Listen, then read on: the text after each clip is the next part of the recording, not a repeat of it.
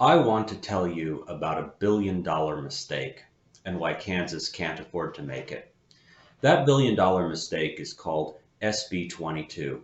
It's a mega tax bill that's expensive and irresponsible, and it could undermine so much that we care about as a state. How expensive is it? It costs $500 million in the first year alone.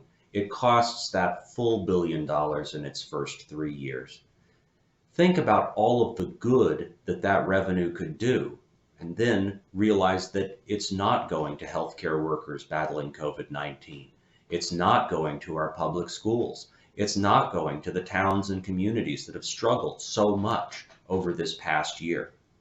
No, instead of doing any of these things, the Kansas Senate decided to pass SB 22 instead. How did we get here? Well, the bill was originally a package of tax breaks targeted to big businesses and high income tax filers.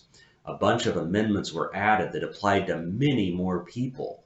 The cost went up, and while some of those ideas might have been good, we know that many of them are terrible.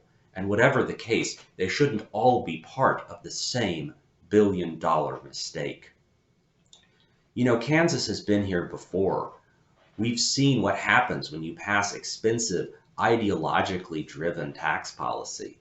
The state lost nearly a decade of economic growth under the Brownback tax experiment. We saw the light and made different choices.